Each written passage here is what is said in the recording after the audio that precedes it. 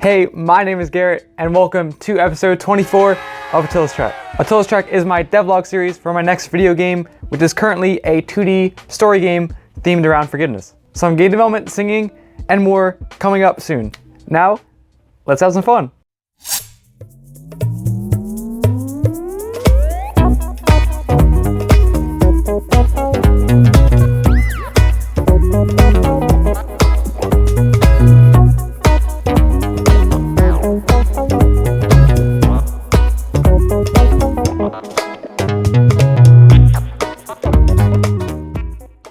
On Monday, I took the node editor that I was working on and replaced it with a Unity asset called VIDE Dialogues.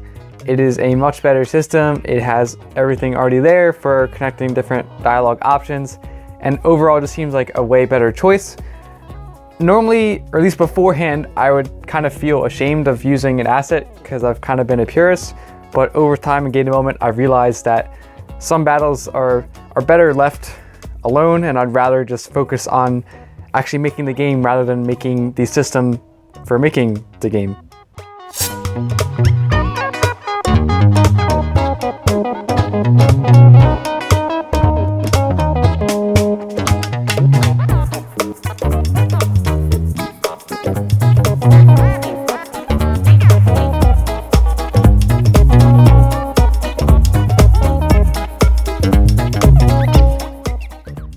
On Tuesday, I got the dialogue asset to work with different NPCs, so whenever you went to an NPC, it would correspond to that dialogue tree. I was having a little bit of trouble with it, and it was not a very clean way of doing it, but the functionality was there, and that's the important part first. Cleaning it up and making it organized is the next part.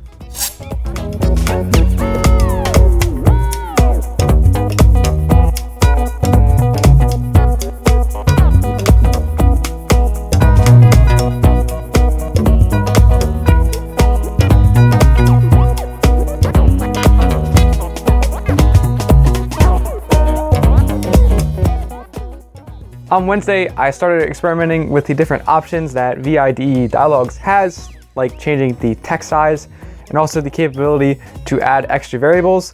I kind of want to use that to implement the forgiveness meter. So if you pick a certain dialogue option, it'll give you more forgiveness. If you pick another one, it'll give you less.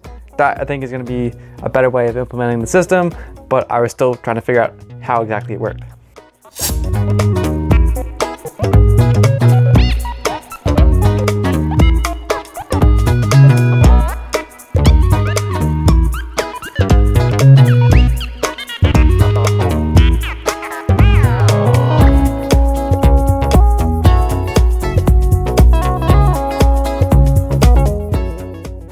On Thursday, I got the corresponding forgiveness amount to work. So if you picked a certain dialogue option, you get a certain amount of forgiveness. So I got that system working within the asset.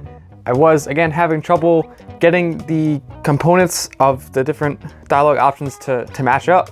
I was having trouble with kind of progressing the dialogue options with the button and just assigning the different components. But at least that's something I kind of know how to do, but it was something I had to work with a lot, and I'm going to work with more in the future.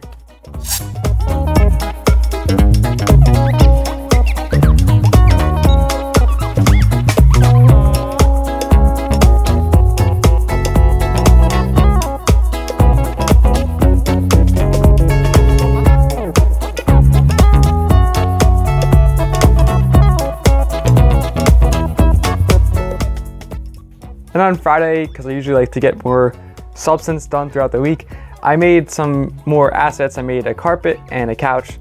Pixel art is something I'm not great at, and there's definitely a lot more I could learn. But I just want to get something more.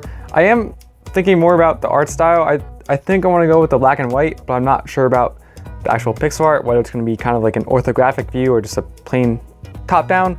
That's something I'm going to experiment. That's not entirely crucial right now because I like to get the mechanics done first, but that is something I definitely got to think about. Thank you for the comments on last week's devlog from Alligator, Island Games, Michael K. Taylor, Sam Hogan, Zero Tris, the Comedy Train devlog, Indie Progress, the Broman 90, Walton King, and Anders Lundbjerg. Thank you so much for watching. If you enjoyed, please leave me a comment, and for those of you that aren't, subscribe so you can see my devlogs every Sunday. I love you all. Thank you again for watching, and I will see you in the next video.